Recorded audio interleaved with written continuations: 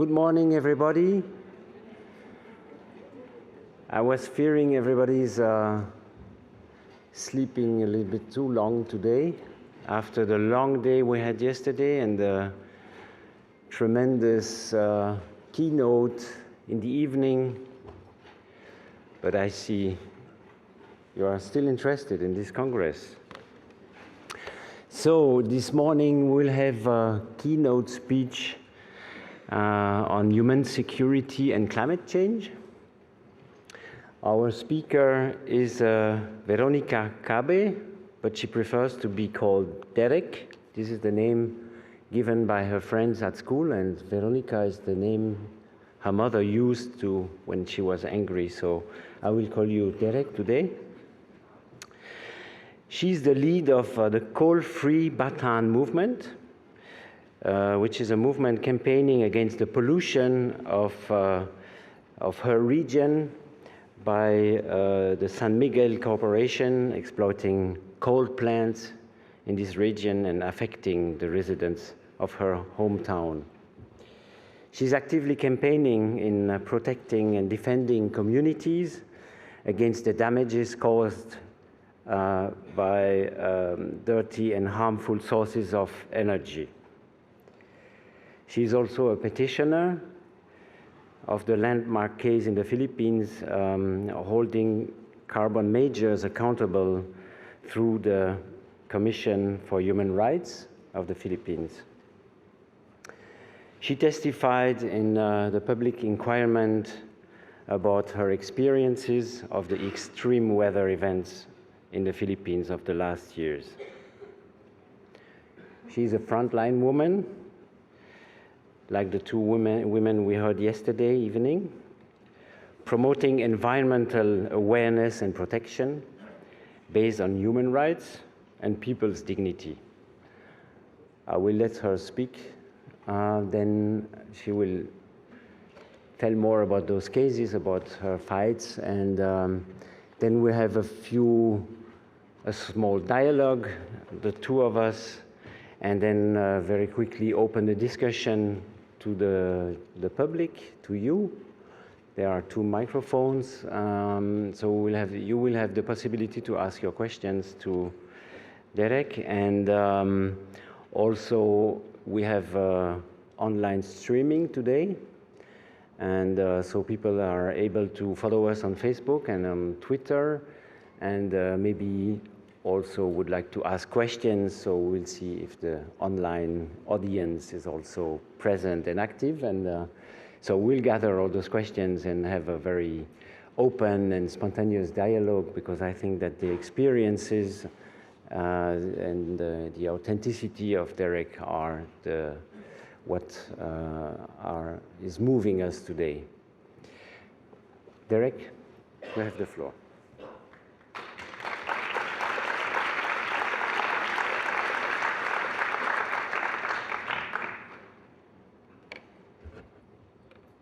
Yeah, I'm not too small. So, Guten Morgen, everyone. I hope I pronounce it right. Thank you for having me here this morning. I'm Veronica Cabe from the Philippines. People call me Derek for short. I think all of us are familiar with the phrase, beggars can't be choosers. This reminds me of how survivors of calamities, natural or man-made, are being reduced at times like this. The survivors become mere recipients of relief goods and donors from benefactors. While I have no issues in giving, however, it is the giver's choice that matters and not the recipient's need or context. Apparently, this is what disasters can do to people. It can transform people from being self-reliant to dependent, from being resilient to being desperate, from being poor to miserable, thus stripping off their right to choose, and in the process, their dignity. This was what Typhoon Ondoy, or Ketsana, made me realize when it hit our country in 2009. Based on record, it was the most devastating cyclone to hit Metro Manila and 23 more provinces in decades. How? Ondoy released rainwater equivalent to a month's volume of rain in just 6 hours, leaving 80% of Manila devastated and left more than 700 people dead. My family was one of the thousands that were caught up by that typhoon. As floodwaters rose up to 18-meter high, they huddled together on the rooftop of our 2-story house. As the water swept past with bodies, animals, and even a coffin, it was like a scene in a horror movie, only that you couldn't turn it off when the scene gets too scary or too terrifying for you to watch. This was real life. Although I wasn't there as an eyewitness, as I was stranded in another place with my youngest sister. My other sister kept updating us and describing every horrifying moment through text messages. The fact that my whole family was trapped in a life and death situation, and I had no idea how to help them, was the worst nightmare I have ever had. I believe disasters fueled by climate change have illuminated our vulnerabilities and powerlessness. I remember how scared I was at the time. I tried calling every person I know whom I thought had the power or influence to rescue my family trapped on the rooftop of our home, but to no avail. I think no government was competent enough to stop the evolving disaster that time. In desperation, I cried, prayed, and pleaded to the heavens to put a stop to the rainwater from outpouring so the flood won't catch up on my family and drown everyone. At the same time, I felt angry. I blamed the government for its incompetence to respond to a disaster like Ondoy, and I blamed myself for being powerless. I was able to reunite with my family when the rain stopped. My sister and I braved the rushing floodwater at chest level and carefully traversed our way home. Thick mud and debris that scattered everywhere slowed us down. After 2 hours of walking, we reached our home. Seeing my family was the greatest relief at the time, but the thick mud that covered the whole house and the extent of devastation that confronted us was too overwhelming. Everything was lost. The only thing left were the wet clothes we wore at the time. The floodwater swept everything away from us. For 3 months, we lived at a friend's house. Typhoons happen every year. On average, there are 22 typhoons visiting the Philippines every year. We were used to this. But what we were not used to is typhoons getting so strong that they overpower us. Ondoy, for one, claimed 700 lives, not to mention animals, and a massive destruction to properties. Apparently, Ondoy was not the last. There was Sendong, Pepeng, and Habagat, or monsoon rains, can you imagine? Not even a typhoon, but equally devastating. And of course, the most famous, Yolanda or Haiyan. These storms, once strangers, became stronghold names in Philippine history. Haiyan killed more than 6,000 people, and thousands are still missing until now. This was the strongest typhoon that ever touched land in many decades. Imagine Category 5, when all my life I knew that category or signal number 3 was the strongest. This happened because our climate is in deep crisis, and it creates stronger super typhoons, resulting to worse disasters after disasters. The outcome is a cycle of never-ending devastation, recovery, rebuilding, and devastation. This is not the life that we humans adhere to. This is not even the cost of our doing as a small country in Southeast Asia. So, why are we the ones who suffer? How can we secure our lives and the future of our children in a situation like this? Also, climate change is not only about the change of weather patterns or typhoons. It also affects our capacity to produce food. The Philippines, as I know, is fortunate to have a climate that is suitable to produce food whole year round. But nowadays, our farmers have been complaining about the decline in their yield year after year because of the El Niño and La Niña phenomenon. The fishers cry about the decline in their catch as they report the dying of the corals due to bleaching. This situation has put not only our livelihood in peril, but more seriously, our capacity to produce our own food. Climate change also deprives us of our capacity to become compassionate and experience what it is to become human. Disasters have pushed our situation in desperate proportions that transformed us to act like hungry animals searching for food and would fight against each other for crumbs.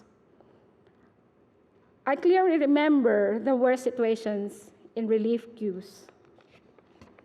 I was asking myself, why should we accept our fate? Do we just count the bodies that have died during typhoons? This has made me even more angry.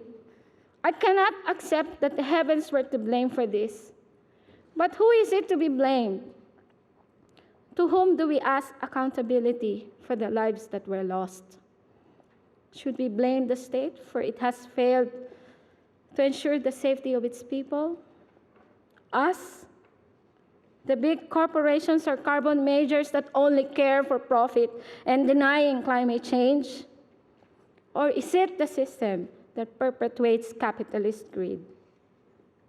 Certainly, all of us have our share of responsibilities. But things are not equal here. For instance, Shell's contribution to greenhouse gas emissions is incomparable to the people's share. Thus, we call them big polluters or carbon majors. Aside from harming the planet, there are many credible allegations of some of these companies being complicit for human rights abuses against communities living near dirty and dangerous projects.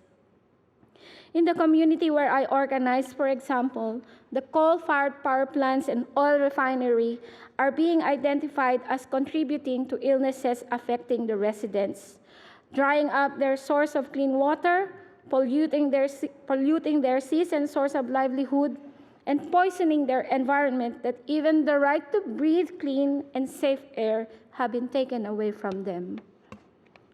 Fossil fuel companies are the greatest climate polluters, yet are failing to take responsibility for the climate crisis by continuing with business as usual. They have yet to fully acknowledge climate change causing climate damage to our communities and resulting in human rights violations or harms. I don't accept our fate.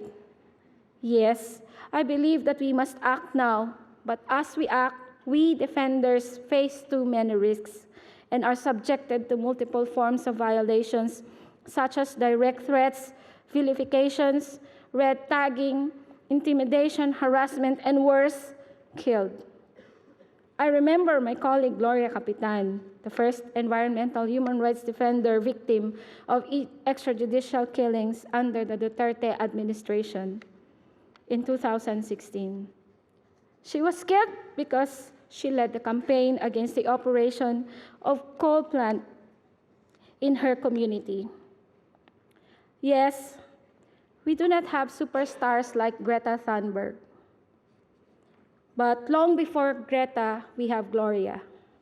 Gloria Capitan is a woman from the community who resisted a bribe and stood up and fought for the rights of her grandchildren and community against a huge business operating a coal stockpile and coal plant in her town. I believe that human security emanates from a life with dignity. Dignity is the base of human rights, as they say. People don't always recognize when their human rights are violated, but they know when their dignity has been violated. If you have no home, no livelihood, no food, no education as an impact of disasters brought about by climate change, our human rights have been violated. This is the context of the landmark petition in which Greenpeace, I, and my organization, Coal and Nuclear Free Bataan Movement, have joined in as petitioner in 2015. The petition was filed at the Commission on Human Rights by 14 organizations and 18 individuals regarding the National Inquiry on Climate Change. The petition seeks to find accountability on the big polluters or carbon majors that continue to engage in fossil fuel business like coal, oil, and gas that cause damage. These types of businesses fuels climate change in an irreversible phase. This is why our action is urgent.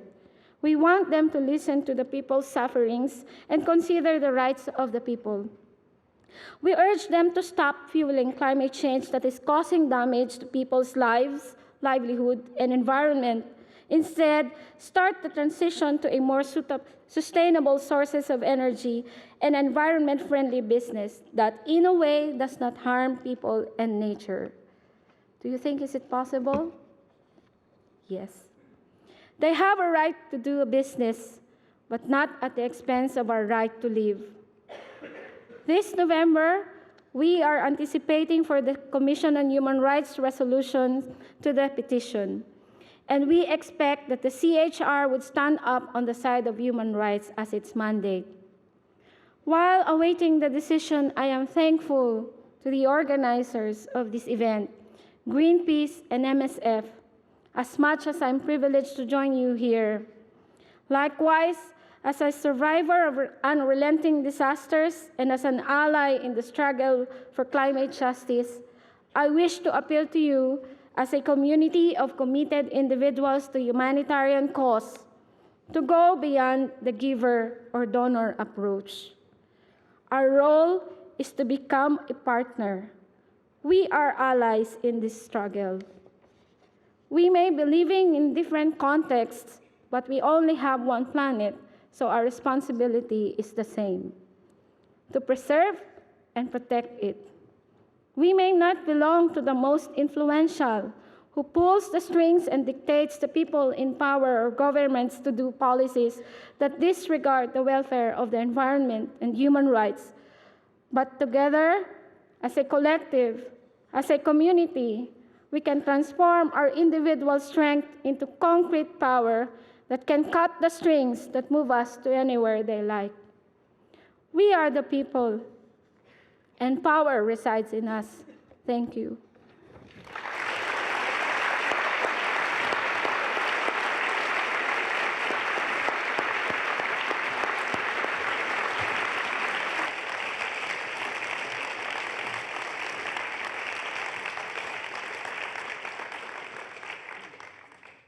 Thank you very much, Derek, for those powerful words, for your inspiring speech.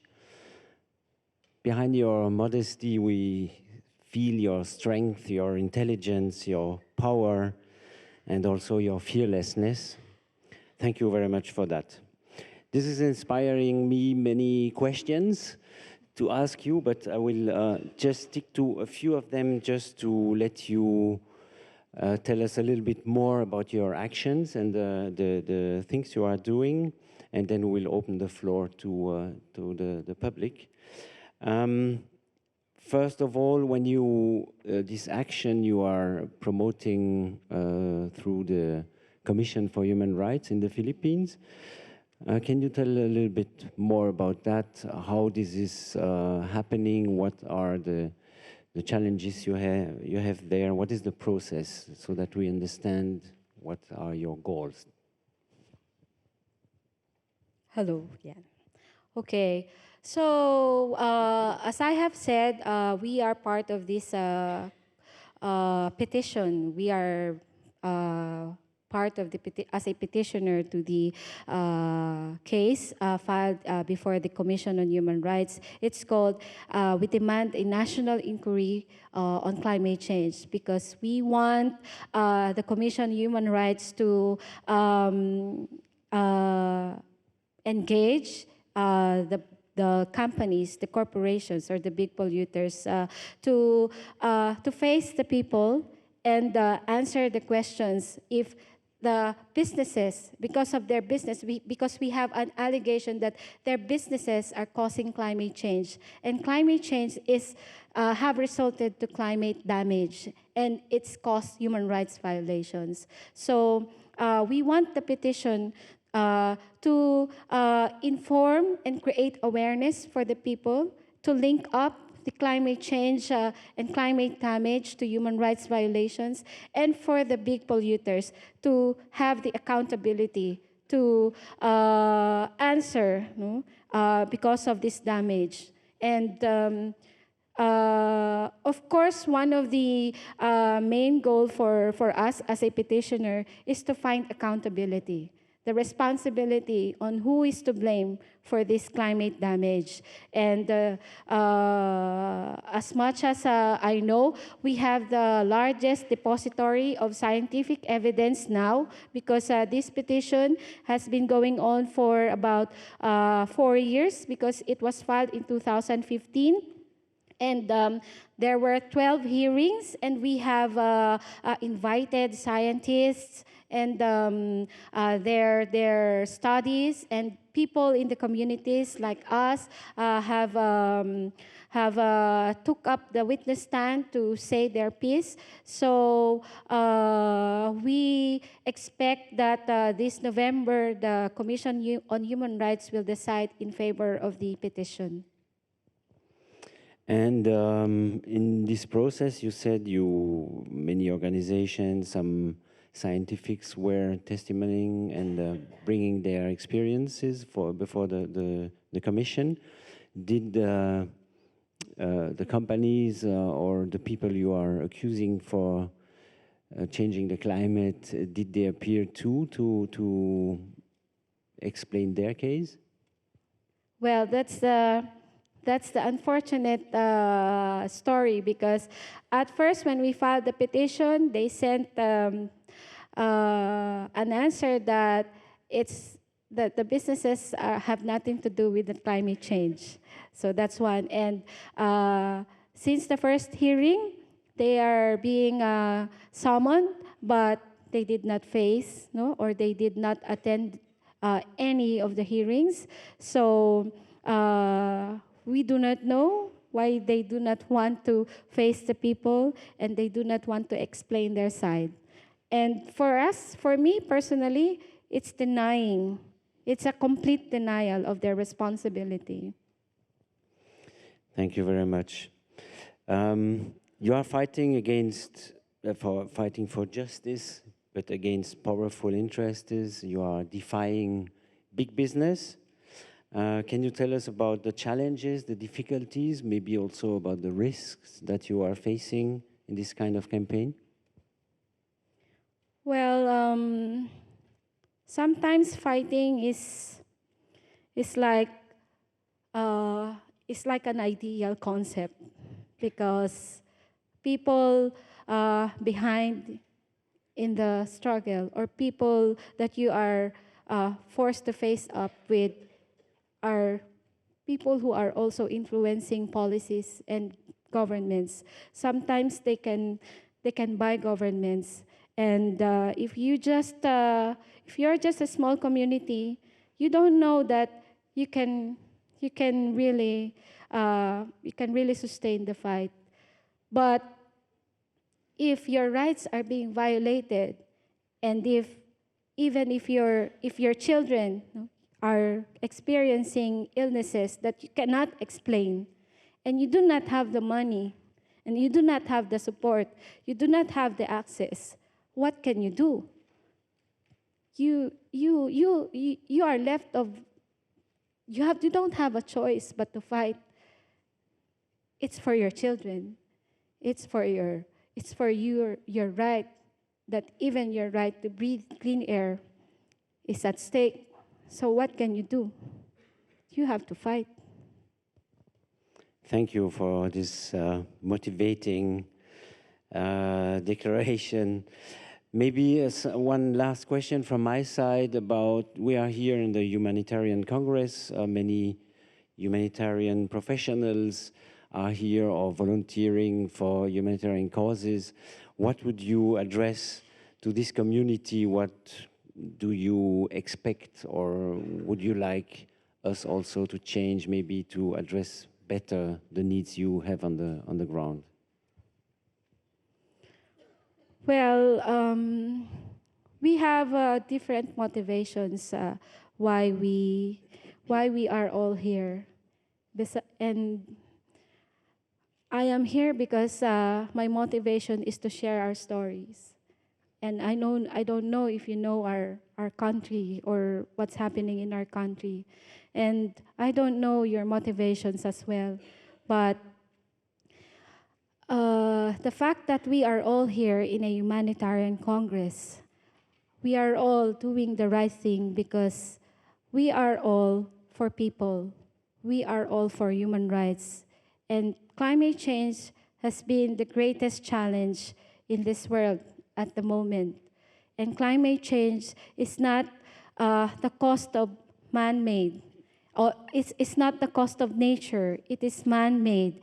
And it's the powers that are creating this. And we just don't realize that we also have a power, because we're doing this by our own silos. We are left in our own silos. And I think caring for people involves listening to their stories and empathizing with their stories, and accepting the fact that our realities may be different, but we have our the same goal, our common goal, to live in a safe and environment-friendly world, planet, or climate.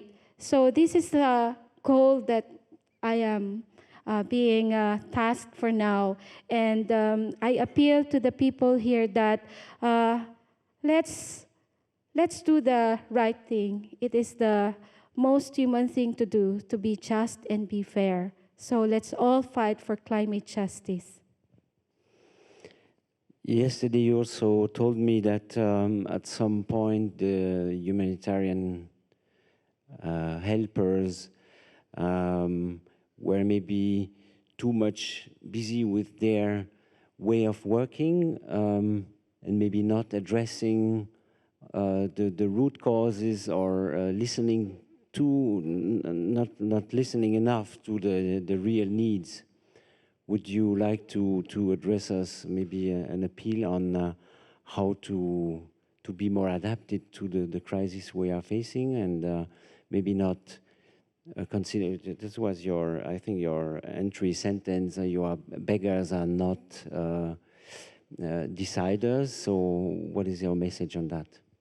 Well, when I wrote that phrase, what was in my mind was, when we were in the evacuation center, relief donors would give us noodles.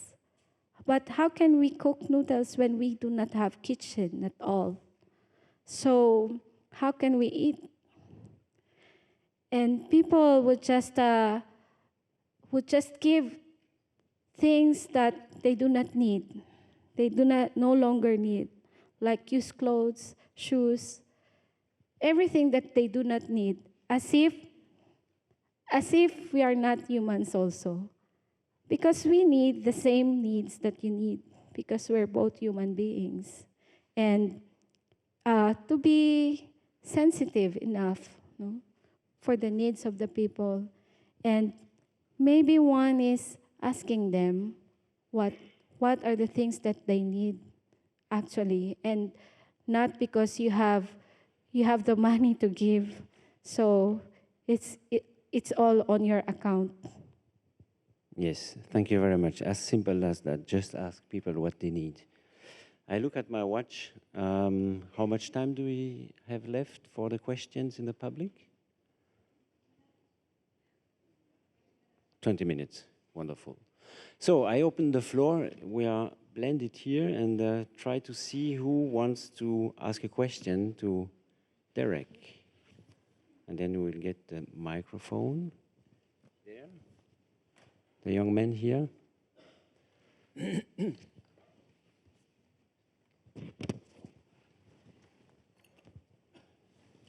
Thank you for your participation and your fight.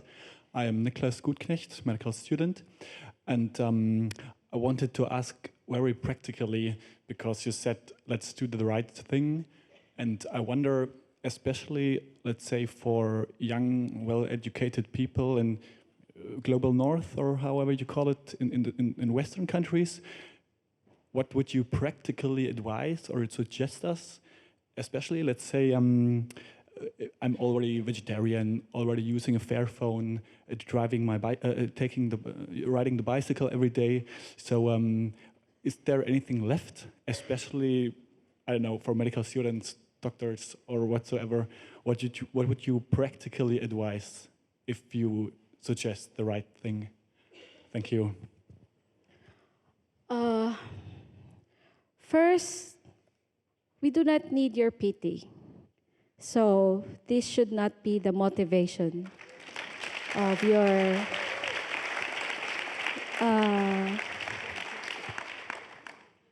for doing this thing, because it's insulting if you just do it because we are pitiful people, because we also have capacities, and in your response, you do not highlight our vulnerabilities, because it will add up to abuses and human rights violations. It's not really okay to feel that your dignity has been stripped off.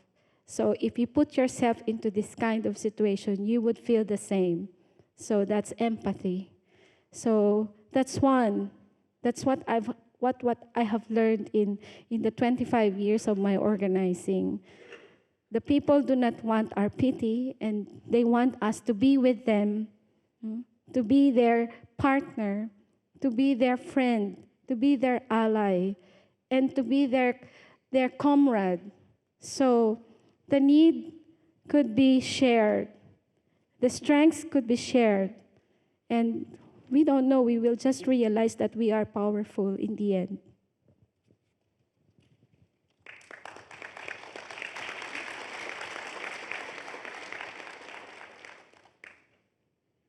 Another question there. Hi, my name is Teresa. I'm a journalist from Germany. And what I'm interested in is moments of hope, because you've described a lot of despair and this desperate situation in the natural catastrophe. So what I've seen is that in Europe, Greta Thunberg has given many people a lot of hope to actually become active. And you have mentioned Gloria, and I thought that was super interesting. So what I would be interested in is maybe the role of a person like Gloria to give you hope, or other moments of hope that you might have shared in your community. Well, before Gloria died, we were talking, and because we have been receiving reports that some people are doing or conducting surveillance and actually threatening her through text messages. And one person I was able to talk with, because we were in a meeting, and then a person, he turned out to be an asset, no, of the military, and Gloria's phone rang, and then Gloria knew that the person was the asset, and then she transferred the phone to me, and we were talking. The guy did not know that I was talking to him already. And she was telling me, na, don't tell this to Derek. I know Derek. And I said to him, this is Derek, and what do you want? And then after that conversation, we ended up threatening each other, the asset, because he threatened me, and I threatened him also. So after that conversation, I talked to Gloria and said, there are great risks, and what can you say about that? She just told me that this is not for me. This is not for myself. I'm already 57 years old. This is for my grandchildren. They are 18. They are always sick. And if I die, I die. But this fight is for them. So that ended our conversation. So I think if you fight against businesses and you are hurting their businesses, and the businesses are so influential to the government, and you think that government would help you, no. This is the fight that people like us, people like Gloria, people who are affected, people who are being deprived of their rights, this is our fight. And we should be one. We should be together in this fight. That is our appeal. Do not be on the side of those people who have their interests, because they are big people. We should be on the side of the small people who are fighting for the right and for fighting for just and fair. So that is our plea. And this is enough for us, for me, to continue the fight, whatever it takes.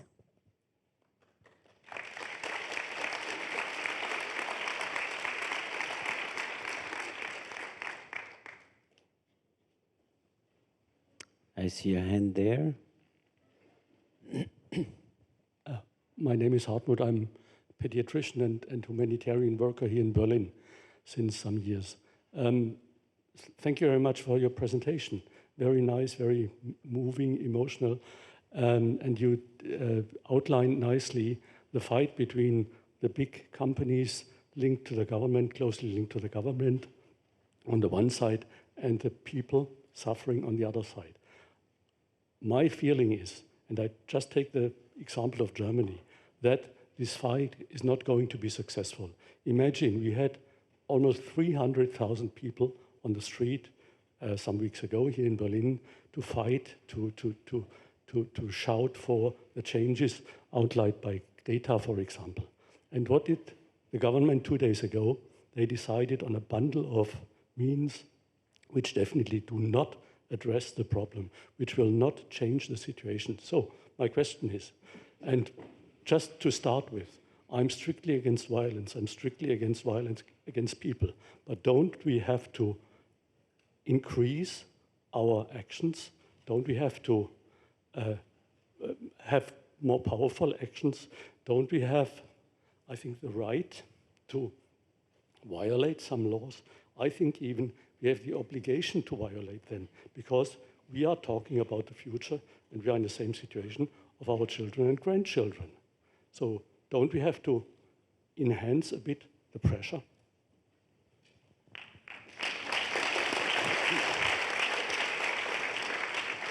Yes, the question is if we can continue on the same pace, because we see we had huge demonstrations worldwide, and especially here in Germany. And the German government just passed a bundle of measures for protecting the climate, which are way beyond the needs for real change. So the question was, can we continue the same way, or should we change the ways? What can we do more to achieve more? Oh, yes. Well, yeah, we can continue what we do now. It's good, it's great. But we have to do more, I'm afraid. Because climate change or governments would not be addressed if we just go to the streets and rally every Friday. because we have to realize that climate change is already impacting people in our side of the world. And we have to stop. We have to stop the business as usual stance of the businesses. We have to do change in our lifestyle. We have to rethink the needs. Are we responding to our needs or to our desires? If we answer that, we have to consider and think about the people who are being affected by this. So it's beyond going to the rallies, but it's a great help. It puts a lot of pressure to the government to do the right thing, because governments and laws can be influenced by people. That's how I look at that. But it is beyond that, and this is always what I say in campaigns, because in our campaigns we have phases. We have the initial and we have the ending of the campaigns, and we have the mandate. But after the campaigns, what?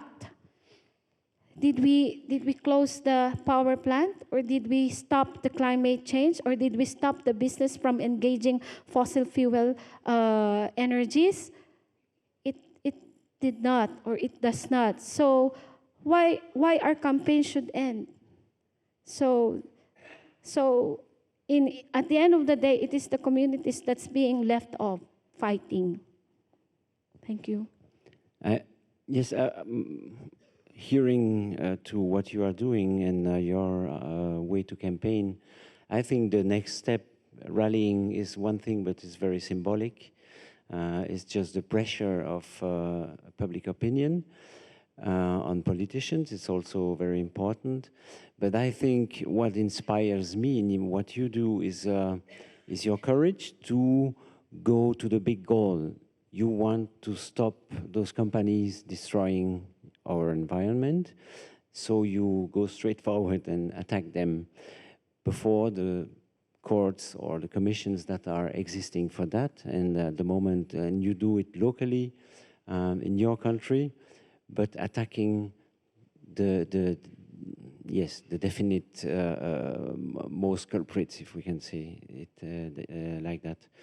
And I think this courage and this determination, this is what every of us, if we mean to be campaigners, has to bring with us, this strength and this also, how do you say that, to be sustainably continuing. You were fighting with this petition since 4 years, but if it comes to a positive decision from the Human Rights Commission in the Philippines, this will be a landmark worldwide, because this could be an example for many other countries, many other governments, on how you can succeed to make the linking the dots. This was in the first keynote yesterday, between all those elements through a very well-known commission which is habilitated to judge on that. So be fighting on your at your level, and don't despair, and keep hope. I think that's the message I hear from you. Do we have, yes, one question here at the front. Mike is coming there.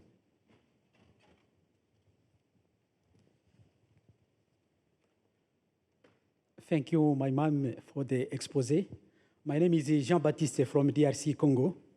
You talked about children in your expose, and then I fear somewhere, asking you how to secure children in such a situation, climate change. It is like going back to zero in life, because there is loss of house, loss of leaves, loss of clothes. What is your future protection of those children? Thank you, my mom. Yeah. As I've said earlier, there is no security in that kind of situation. Imagine 10 years or 20 years or 30 years from now, and we did not stop the fossil fuel burning, the business as usual stance, imagine what could happen in the next 10 years. So that is the reason why some people consider that they do not want to marry and they do not want to have children because of this kind of situation, because they cannot secure a good future if you have a destroyed planet. No? If you have a destroyed environment, you cannot have a good future for your children. So, but it's not really, the answer is not really not having children, because it's also your right to have children if you like or not. But our duty is to provide. Our duty is to secure the future. That's why we fight for our future. And as mothers, as fathers, as part of the collective with the youth, we owe it to them, because we will just pass by. Sooner or later, we will be gone. But it is our youth that will inherit this kind of situation. And if we are to be asked, what do you want to give, or what do you want to give to the children? If you have the chance, do you want a better future, or do you want the worst future? So that's it, I guess. That's our duty.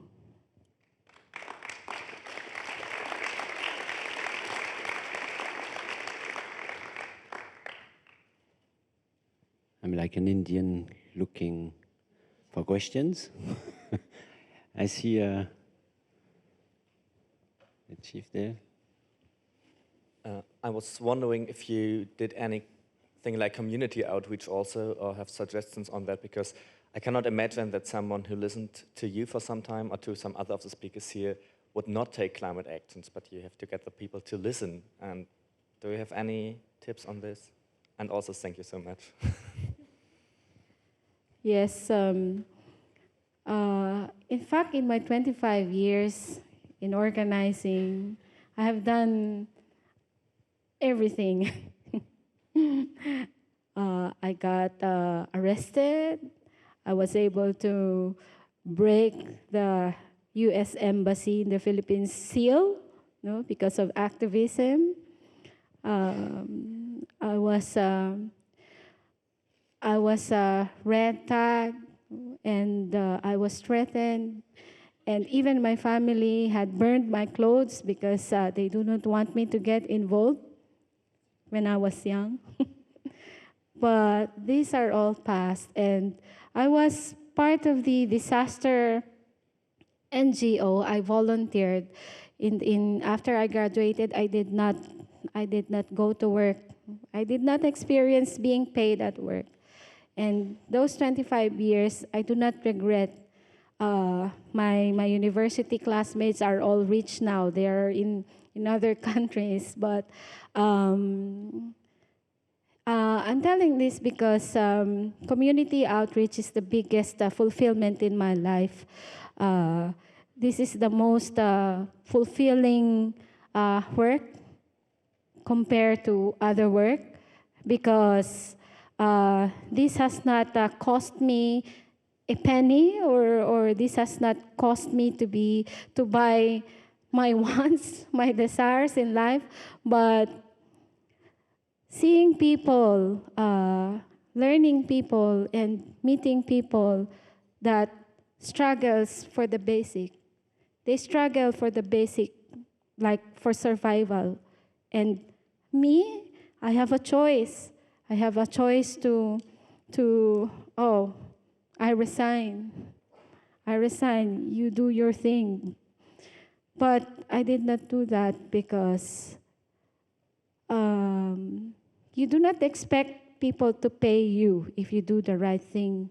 You do not expect a reward if you do something good or fair. You just do it because it is right.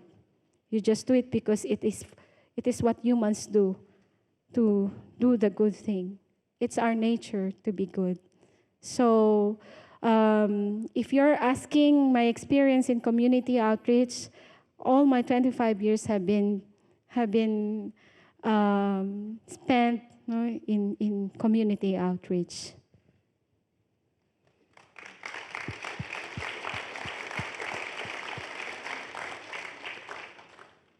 Those are wonderful concluding words. Thank you very much. I think we are all taking this message with us. It is in our nature to be good. Let's believe in that and be concentrated and following the next sessions with the same concentration. Thank you very, very much for your motivating, inspiring words. We'll take them with us through the day and for our future work. Thank you very much for that. Thank you. Thank you.